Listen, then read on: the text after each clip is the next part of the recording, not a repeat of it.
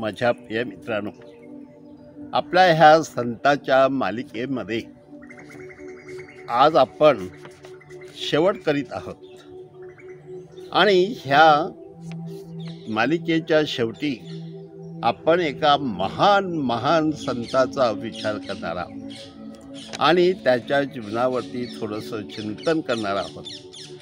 आणि हा महान संत म्हणजे संत थॉमस अक्वाइनस, एक जगप्रसिद्ध विचारवंत, तत्वज्ञानी, ईशज्ञानी, ज्याच्या कार्याविषयी जगातल्या कानाकोपऱ्यामध्ये कोणतेही विचारवंत महान असं बोलू शकतील की त्याला कोणत्याही माणसाची तोड नाही। म्हणजेच माझ्या प्रिय मित्रांनो की हा माणूस जेवढा मोठा होता विचाराने आणि बुद्धीने, तेवढाच तो सभ्य होता आणि नम्र होता आणि म्हणून खऱ्या अर्थाने तो संत आहे। मी अशासाठी हे म्हणतो आहे कारण संत थॉमस अक्वाइनसच्या जीवनावरती जेव्हा मी स्वतः वाचन आणि मननचिंतन करत होतो तेव्हा मला देखील वाटलं की ह्या माणसाविषयी आपण 5-10 मिनिटांमध्ये काय बोलणार, कारण त्याचं लिखाण इतकं प्रचंड आहे। कदाचित हा मनुष्य सतत खुर्चीवर बसून आणि तो सातत्याने लिहित होता। एवढंच नाही तर त्याच्या हाताखाली काही सेक्रेटरी त्याला लिहिण्यासाठी होते। फक्त दुर्दैव हेच की त्याच्या काळामध्ये आपल्याला प्रिंटिंग नव्हती आणि त्यामुळे त्याची सगळी पुस्तकं हस्तलिखित आहेत। परंतु माझ्या प्रिय मित्रांनो, त्याच्या लिखाणाचा एवढा गौरव झालेला आहे आणि त्याच्या लिखाणावरती अनेक लोकांनी PhDच्या डिग्री केलेल्या आहेत, कारण तो एक महान तत्वज्ञान होता आणि तत्वज्ञानी म्हणून त्याच्या जीवनावरती जो परिणाम झाला होता आणि त्याने नेण्या गोष्टीची कशी सांगड घालून विशेषतः ख्रिस्त सभेला मोठं करण्यासाठी किंवा प्रभू येशू ख्रिस्ताला उंचावण्यासाठी आणि त्याद्वारे जणू काही जगाचं तारण करण्यासाठी त्याने कसे प्रयत्न केलेले आहेत हे आज सांगणं महत्त्वाचं आहे।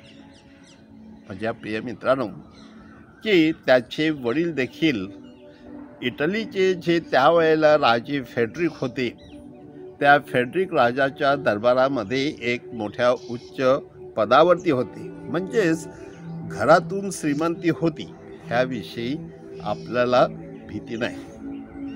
त्यानंतर माझ्या प्रिय मित्रांनो, आपल्याला हे दिसून येईल की ह्या फेडरिक राजाचं त्या कुटुंबावर सुद्धा प्रेम होतं आणि ह्या कुटुंबाला कोणत्याही प्रकारची मदत करण्यासाठी फेडरिक राजा तयार होता। तसं 1225 साली म्हणजे 13व्या शतकामध्ये ह्या माणसाचा जन्म झाला होता। त्याला दुसरी भावंड होती, त्या भावंडामध्ये सुद्धा हा सगळ्यात लहान होता, पण त्याला अगदी बालपणापासून अभ्यासाची आवड होती। त्यामुळे तो लहानपणीच जणू काही मठात जाऊन अभ्यास करी आणि त्या ठिकाणी तो अगदी मन लावून वाचन किंवा अभ्यास करण्याचा त्याने प्रयत्न केलेला होता। माझ्या प्रिय मित्रांनो, आपल्याला ठाऊक आहे, कदाचित असेल किंवा नसेलही, परंतु लहानपणी त्याने मॉन्टे कॅसिनो ह्या ठिकाणी जाऊन त्याने अभ्यासाला सुरुवात केली। म्हणजे जरी त्याचं वय लहान असलं तरी देखील त्याचे विचार मात्र मोठे होते, म्हणून तो त्याच्या वयाच्या दृष्टिकोनातून फार मोठे विचार मांडत होता।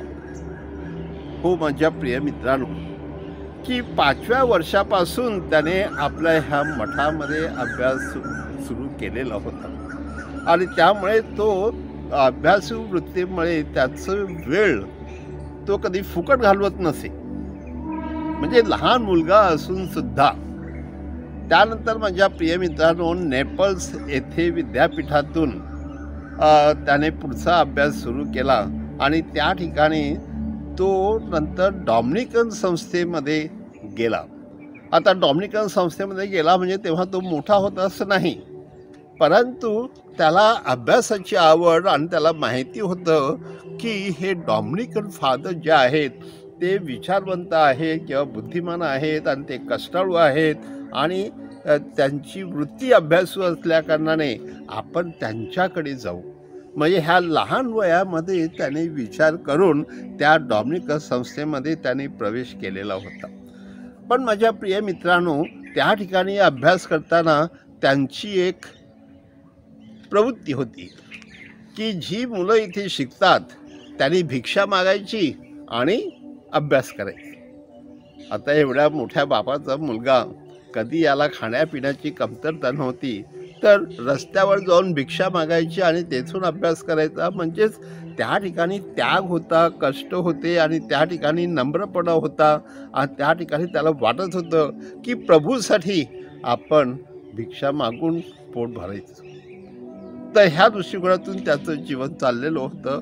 आणि माझ्या प्रिय मित्रांनो, त्यावेळेला तो प्रार्थनेत देखील अधिक तल्लीन होत होता, कारण त्याला कळलं की प्रार्थनेमध्ये मन शांत असते आणि त्या शांत मनाला नवीन नवीन विचार येतात आणि ते विचार अगदी समर्पकरित्या आपल्याला काही गोष्टी करण्यासाठी उपयोगी पडतात. म्हणून माझ्या प्रिय मित्रांनो, त्याने त्या ठिकाणी नंतर तो पॅरिसमध्ये गेला आणि पॅरिसच्या विद्यापीठामध्ये त्याला एक फार मोठा माणूस दिसला. आणि तो माणूस कोण तर आल्बर्ट मांगूस. आणि आल्बर्ट मांगूस हा त्या काळचा फार मोठा तत्त्वज्ञानी होता आणि ह्या माणसाच्या हाताखाली आपण अभ्यास करावा आणि त्याच्या विचारानुसार चालावं असं त्याला वाटत होतं. माझ्या प्रिय मित्रांनो, तो एक महाविचारवंत माणूस आणि त्याला सुद्धा आपल्यासारखाच काही माणसं घडायची होती. म्हणून जेव्हा थॉमस अक्वायनस त्याच्याकडे गेला तेव्हा त्यालासुद्धा खूप आनंद झाला, कारण त्याने ह्या माणसाला पाहिलं आणि त्याचे विचार ऐकले आणि त्याने सुद्धा ह्या माणसामध्ये अधिक रस घेऊन त्याला शिकवायला सुरुवात केली. माझ्या प्रिय मित्रांनो, आता त्याला वाटत होतं की परमेश्वराचं मला पाचारण आहे धर्मगुरू होण्यासाठी आणि मी धर्मगुरू होऊन कदाचित प्रभूची सेवा करेन.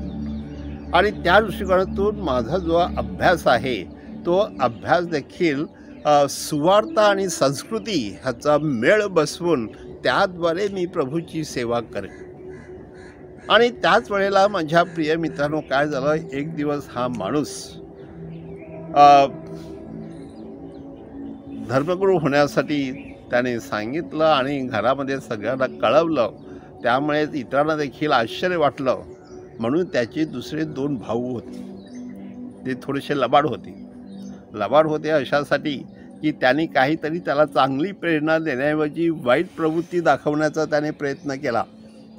म्हणजे ते दोघे जाऊन त्याने एका वेश्येला त्याने घरामध्ये आणलं आणि त्या वेश्येच्या खोलीमध्ये ह्याला मध्ये टाकलं आणि सांगितलं की ह्या वेश्येने त्याला डिचवावं आणि जणू काय त्याला बिघडावं, म्हणजे तो फादर व्हायला किंवा धर्मगुरू व्हायला जाणार नाही.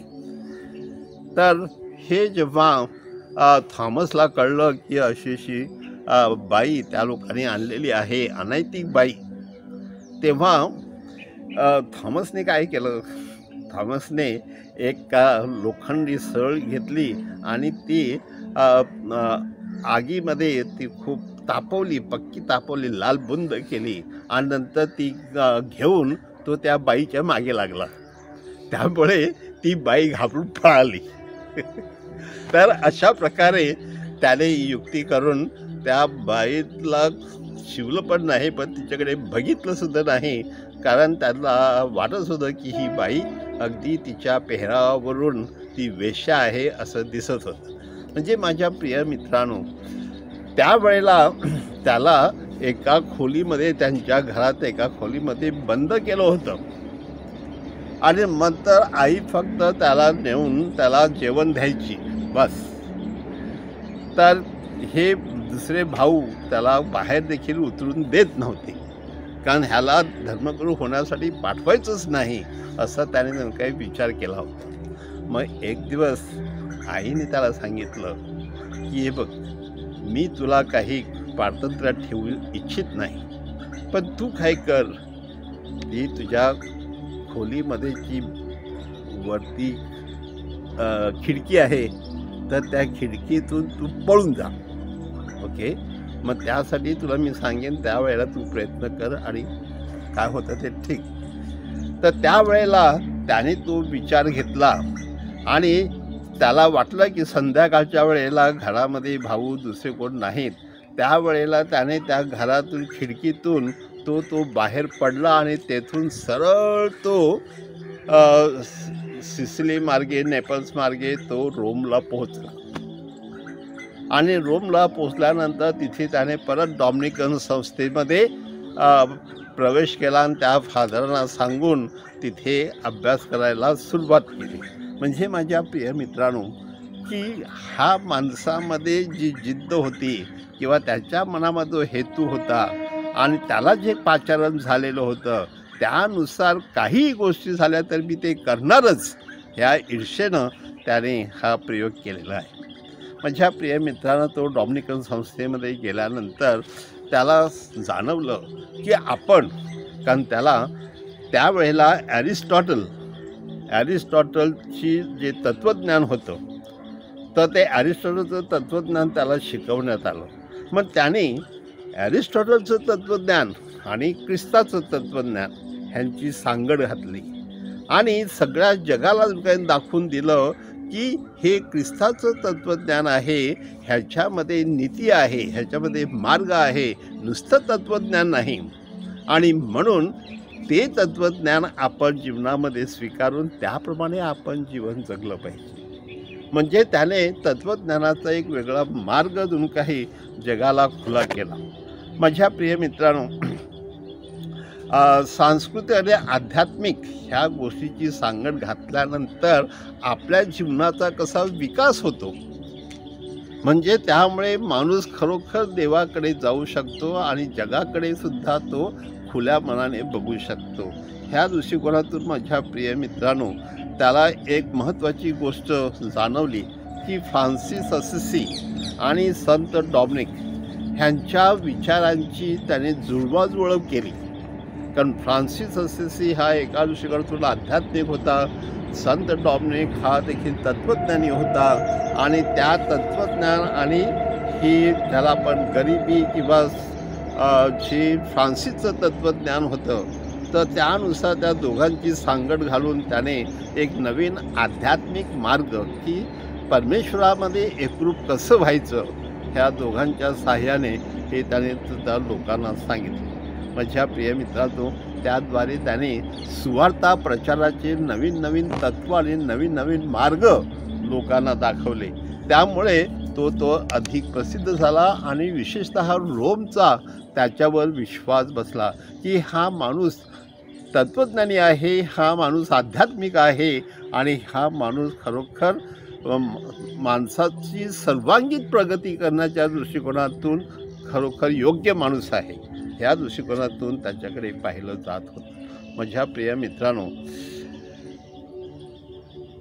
त्याच काळामध्ये लोक विशेषतः शेतीतून जणू काही व्यापाराकडे वळलेले होते आणि विशेष करून व्यापार आणि त्या ठिकाणी जो बाजारहाट होता त्या बाजारहाटाद्वारे लोक वळल्या कारणाने थोडंसं ज्याला आपण व्यापारी वृत्ती म्हणतो ती देखील लोकांमध्ये वावरत होती. म्हणून त्याने देखील अशा ह्या लोकांना आपण कसं मार्ग दाखवायचा आणि कोणत्या मार्गाने त्याला देवाकडे आणायचं ह्या दृष्टीकोनातून त्याने बऱ्याचशा गोष्टीतून मार्ग येशूकडे आणण्याचा दाखवलेला आहे. माझ्या प्रियमित्र, आपण हे एक लक्षात ठेवूया की तो पदवी परीक्षा पास झाला आणि पदवी परीक्षा पास झाल्यानंतर त्याने MTH झाला म्हणतो. कारण धर्मक्षेत्रामध्ये जो मनुष्य MTH करतो तो कॉलेजमध्ये प्रोफेसर होऊ शकतो. म्हणजे MTH ही डिग्री, ही पदवी आवश्यक असते. तर ती त्याने पूर्ण केली आणि ती पूर्ण केल्यानंतर त्याला लगेच त्याच युनिव्हर्सिटीमध्ये त्याला शिकवण्यासाठी संधी दिली गेली. कारण तो एक अत्यंत चांगला वक्ताही होता, त्याबरोबरच त्याला ज्ञान होतं आणि ते ज्ञान विद्यार्थ्यांसमोर कसं मांडावं आणि विद्यार्थ्यांनी ते कसं अवगत करावं ही सगळी कला त्याच्यामध्ये होती. त्या दृष्टिकोनातून त्याला त्या ठिकाणी MTHची डिग्री दिल्यामुळे तो पुढे नंतर आपल्याला ठाऊक आहे की 1259 त्याला पोप महाशयाने रोमला बोलावलं की कारण त्या काळामध्ये त्यांनी ईशज्ञानाचा सुद्धा अभ्यास केला होता आणि ज्ञानामध्ये त्यांनी MTHची केलेली होती. त्यामुळे पोपचं ईशज्ञानी म्हणून त्याने रोममध्ये यावं आणि रोममध्ये त्याने कार्य करावं ह्या दृष्टिकोनातून त्याला त्याचा सन्मान म्हणून काही करण्यात आला. माझ्या प्रिय मित्रांनो, 1268 साली पुन्हा पॅरिसला एक संघर्ष आहे आणि त्या संघर्षातून मार्ग काढण्यासाठी पुन्हा त्याला पॅरिसमध्ये पाठवण्यात आलं आणि तिथे त्याने सहजपणे तो संघर्ष सोडवला आणि परत तो रोममध्ये स्थिर झाला. माझ्या प्रिय मित्रांनो, आज आपल्याला ठाऊक आहे की ह्या माणसाने केवळ समाजा जे अनेक विचार केलेले आहेत त्याद्वारे आपण पाहू शकतो की थॉमस अक्वायनस हे एका दृष्टिकोनातून विचारवंत होते. कशावरून? कारण त्याने जे लिखाण केलं म्हणजे ज्याला आपण म्हणतो त्याची जी महान अत्यंत सुप्रसिद्ध अशी जी पुस्तकं आहेत किंवा जे ग्रंथ आहेत त्यामध्ये एक सुमा थिओलॉजिका व सुमा कॉन्ट्राजंटाईल असे जे 2 महान ग्रंथ आहेत त्या ग्रंथांचं त्याने ते जाहीर केले आणि ते पोप महाशयांना दाखवले. त्याचा संपूर्ण जगभर गौरव झाला, कौतुक झालं. पण माझ्या प्रिय मित्रांनो, तेच ग्रंथ पुढे आपल्या एका महानच ज्याला आपण म्हणतो जेव्हा डॉमिनिकन कॉलेजमध्ये त्याला सादर करण्यासाठी बोलावलेलं होतं आणि त्या ठिकाणी त्याने खूप प्रयत्न करून ते सादर केले. तेव्हा बऱ्याच लोकांनी जणू काही ज्याला आपण म्हणतो तोंडात बोटं घातली, म्हणजे खूप कौतुक केलं. त्या दृष्टिकोनातून 1272 साली म्हणजे या डॉमिनिकन कॉलेजमध्ये नेपल्स इथे त्याने शिकवायला सुरुवात केली. 1274 साली त्याने लॅटिन आणि ग्रीक चर्चमधून जे संघर्ष होते ते संघर्ष त्याने सोडवले आणि ज्याला आपण म्हणतो लिओनची परिषद, त्या लिओनच्या परिषदेमध्ये त्याला आपले ग्रंथ सादर करण्यासाठी बोलावण्यात आलेलं होतं आणि ते 1323 साली ज्या वेळेला ते सादर करण्यासाठी तो गेला असताना माझ्या प्रिय मित्रांनो त्याचा एक ॲक्सिडेंट झाला. कारण लिओनच्या परिषदेमध्ये पोप महाशयाने आणि सगळ्या बिशपांनी काही त्याची ते वाट पाहत होते, कारण त्या ठिकाणी त्याचा फार मोठा मान सन्मान होणार होता. परंतु दुर्दैवाने ह्या माणसाचा अपघात झाला. रस्त्याला जाताना एका झाडाच्या मोठ्या फांदीला टक्कर गेली आणि तो पडला आणि काही दिवसाने तो नंतर मरण पावला. पण माझ्या प्रिय मित्रांनो, आपल्याला दिसून येईल की हा माणूस खऱ्या अर्थाने डॉमिनिकन बनला. कारण 1224 साली तो नेपल्स मार्गे रोमला गेला होता. त्यावेळेपासून त्याच्या मनामध्ये चिकाटी होती की मी माझं संपूर्ण जीवन हे ख्रिस्त सभेसाठी वाहीन. आणि 1248 माझ्या प्रिय मित्रांनो की रोमला डॉमिनिकन संस्थेमध्ये म्हणजे अल्बर्ट माग्नुसने त्याला ज्या प्रकारे घडवलेलं होतं त्या प्रकारे देखील ख्रिस्त सभेला आशा झालेली होती.